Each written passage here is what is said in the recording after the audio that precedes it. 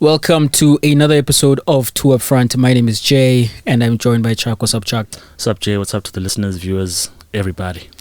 So, over the weekend, on Sunday, we had the clash of the Titans, Liverpool versus Chelsea, Reds versus Blues in the Carabao Cup final, and we had Liverpool walking away with the trophy, having won it 11-10 on penalties. And it was an exciting game. In my opinion, that's the most exciting 0-0 in regulation time I've maybe ever seen. What were your thoughts around that game? Man, it was a humdinger. It had everything. I mean, everyone was active in every sense. Goalkeepers, forwards, midfields, defenders, everyone.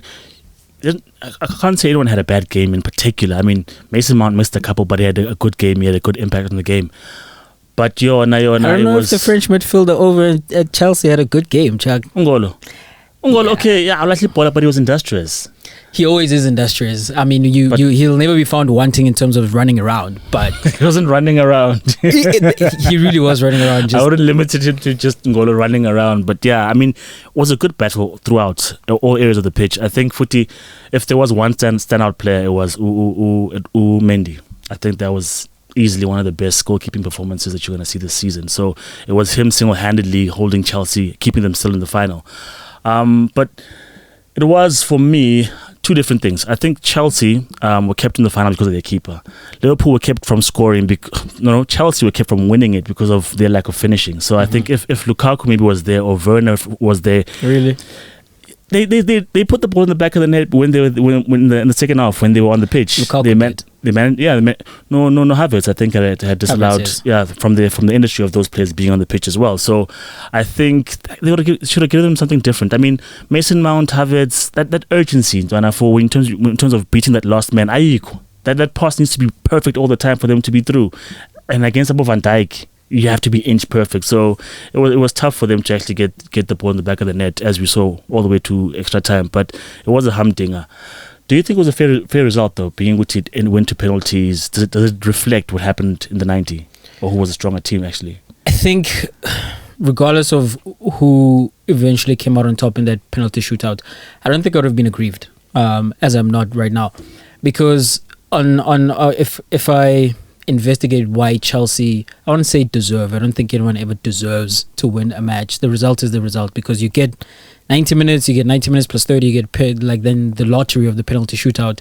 But deserve counts when you count the Lukaku offside. That was not offside. I don't know how the VAR was doing those lines. It was because the lines suggested that he was offside. And you know what? On that offside, there were a few chances which Chelsea put in the back of the net, but then they were offside.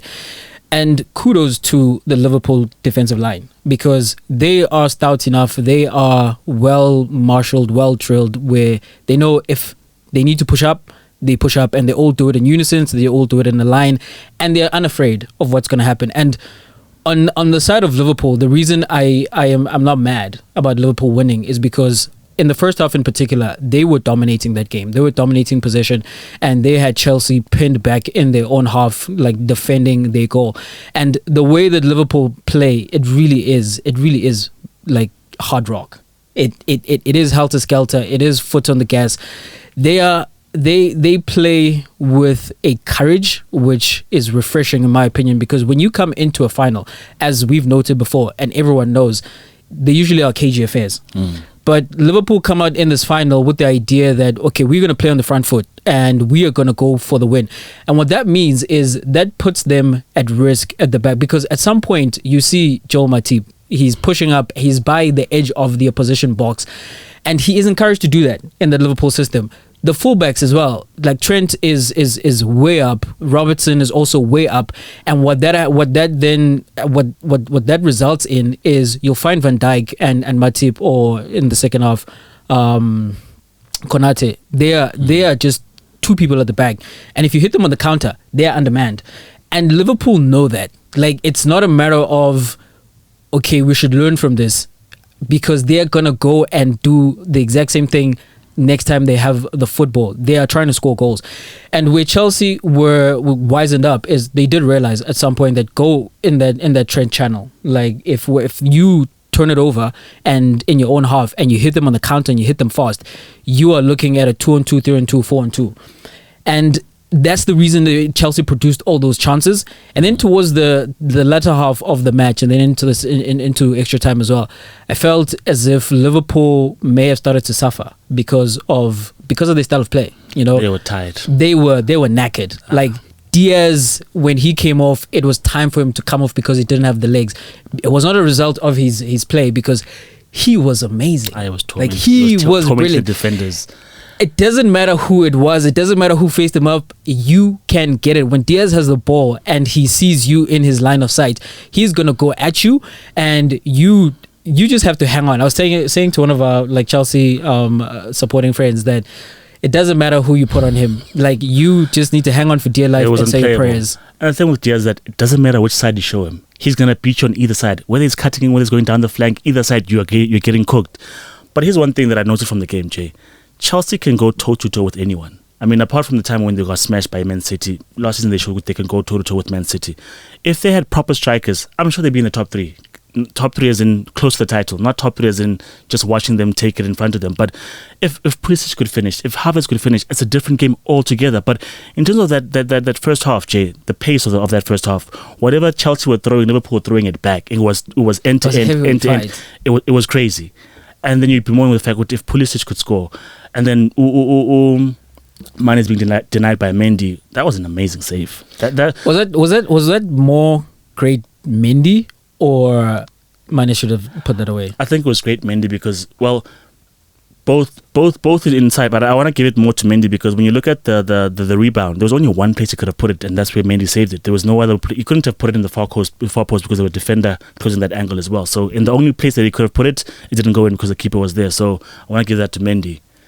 It was miraculous, and I also think I might also give it to Mendy because of what he did in the game. It was an inspired performance from Mendy. It's one of those, you are going to remember this performance from a goalkeeper. Goalkeepers hardly stand out. And when they do, it's because their team is under the pump in terms of they're just facing all these shots. And that was what was happening in those moments. And the saves that he pulled off. You've been on the Mendy train for a while. We did another episode, another podcast where we asked the question, who's the best keeper in the world? And I said Oblak, and you said Mendy. I think I might just be coming around to your side, Chuck, because you know what? For me, he hadn't done it long enough because he did join Chelsea middle of the season, last season. But he's had a year now. He's had a year now with Chelsea, and he just seems to be getting better. Because when Chelsea bought Mendy, my idea, because I'd never heard of Mendy, right? And that's another reminder why I am on this side and I'm doing this on this seat, and I'm not one of the Chelsea scouts, because kudos to Frank Lampard and whoever he was working with at the time who actually scouted Mendy and recommended Mendy and bought him. Because when they bought Mendy, my idea was that because of what is happening with Kepa, they are going to bridge between their next great goalkeeper. I thought they were going to go after Donnarumma or someone, or even maybe have a play at Oblak. So when Mendy came in, and this was purely based on my own personal ignorance of the keeper and nothing else, I thought it was a stopgap. But it looks like he is far from that, because he has established himself as one of the best keepers in the world, maybe even at the top of that tree. And on Sunday, that was just him showcasing just the full length of his talents. And in terms speaking of that, after praising him so much, what do you make of the fact that Tuchel holds him off just before the penalty shootout because Kepa is a penalty specialist? Do you think that's warranted, justified? I mean, sure, the end result says maybe not, wasn't, because out of 11 penalties he saved none. Do you take off someone who's on fire, who's red hot for a penalty specialist because you're about to take penalty kicks? Kepa, ne? Kepa's relationship with that stadium in that particular final is just the stuff of legends. It's the stuff that ends up in books, because this is the stage famously where Kepa refused to come off. He waved his manager away, and I thought when that happened, Sarri's out, and you could see Sarri on the sidelines, he didn't know what to do. He's trying to walk away, and then we come full circle, so to speak, and Kepa's the one coming on for the penalty shootout. To be fair, he has showed himself to be a penalty specialist, this season in particular, yeah. And if you have a guy like that and you rate him that highly in that situation, then you bring him on because of the history that you have. And I believe within this tournament, he has brought Chelsea through a penalty shootout.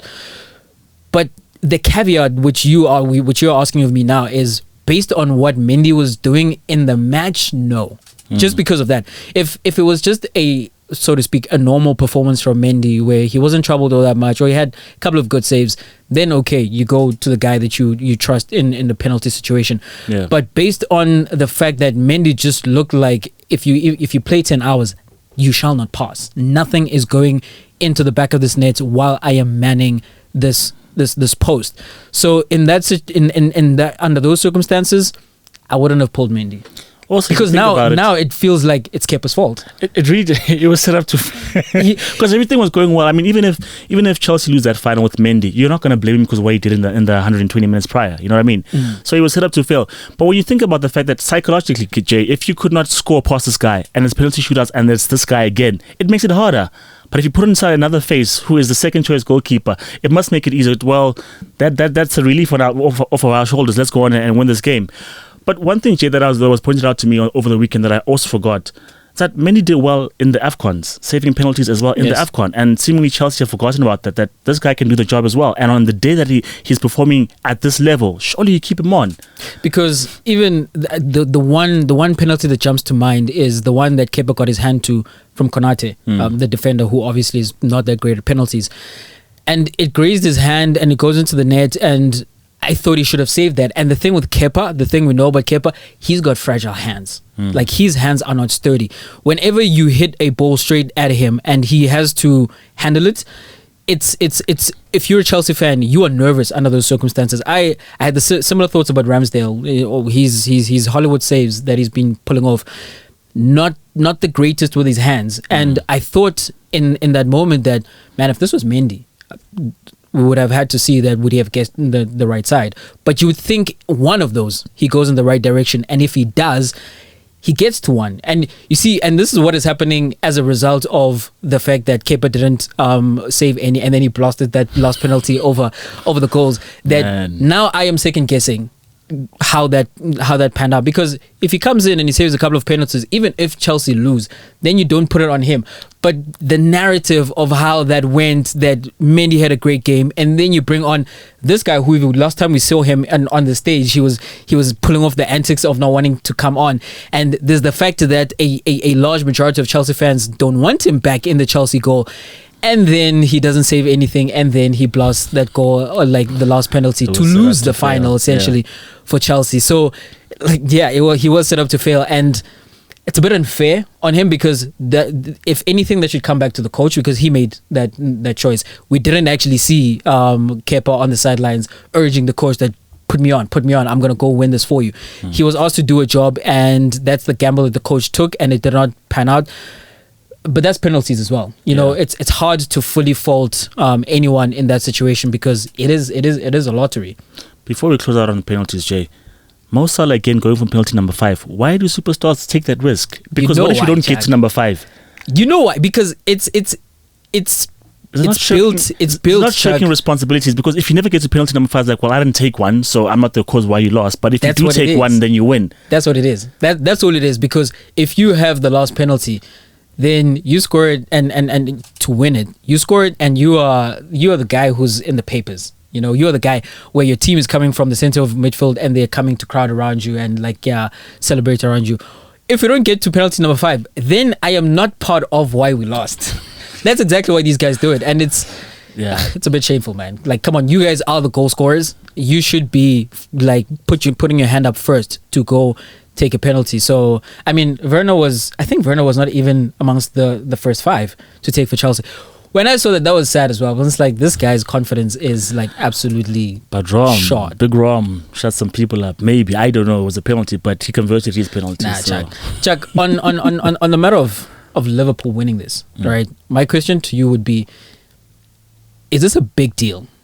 Because when we come into the season, no one really says we want to win the Carabao Cup, you know, and it's not something that is spoken about long after you've won it either. So was this an important final for Liverpool to win? I think it was important in terms of one, getting silverware, because you need to test that once and again. Because if you're a good team, you need to have some reward, whether it's great or whether it's tiny, but some reward. Number two, beating a team that is the caliber of Chelsea to do it as well says that you're on track. Because then when you're playing West Ham, which is I believe the next game in the Premiership, then you've got the momentum running. But if you get beaten again, suddenly you think to yourself, then how are you going to catch City? How are you going to make it up in the Champions League? Should you be in a tough position? So I think it's not the biggest cup. You don't celebrate it that much, but to actually convert and get, because if you ask people like Mourinho, when they're counting their domestic trebles, Mourinho surely counts that because he completed something. You know what I mean? So you don't set out to win it, but you're better off with it in your pocket. So I think for them, it is a good trophy to have. I think so as well for a couple of reasons. One, with Manchester City having won the last 4, they'd actually caught up to Liverpool on 8 EFL Cups, league trophies. And now Liverpool have the record again, and that's it's something to brag about, as Liverpool fans. But also, I think what you mentioned is important. Like, winning is important. Like, when you have the opportunity to get silverware, because depending on what source you want to trust, we found out, or maybe some people did know this beforehand, that Liverpool matched Manchester United now as the most successful UK team, and that counts. That goes into that. And also the fact that the momentum that they've built, where they are chasing Manchester City, and we also know that they are in the Champions League and looking to win that as well. They are in a position, only team in this position, to go on and win a quadruple. And if you want to do that, this is the first leg of that. Also, you have this comfort level of having a trophy in your bag that, yes, it's not like the biggest trophy, and amongst the ones that you compete for, it's the smallest, but it does something to the morale of the team, where you go up those steps at Wembley and you have medals put around your necks. You are taking the pictures. There's the fireworks, there's the confetti, there's the ribbons, there's just the celebration and the feeling that is there, because this team hasn't won anything since the 2 seasons ago. League, if this era is to be remembered as the Pep and Klopp era, he does need to win stuff, and this is the first domestic cup they've won under Klopp, the first domestic cup they've won since 2011, 2012, and they only had the one since 15, 16 years ago. So I think on those merits, I also think it was important. I think it further vindicates Klopp's running of the club, because he didn't at every possible window run out and splash cash. He's kept faith with the team. He's added Konate, he's added Diaz, but he's kept faith with the team. So I think with him doing that, these are the rewards. That this is my team, these are my boys, I'm going to keep running with them and they'll give me my rewards. So this, I think, justifies that. The only thing missing now is the FA Cup. If they win the FA Cup, they've run the gauntlet in terms of every trophy available to Liverpool, and this Klopp team would have done exactly that.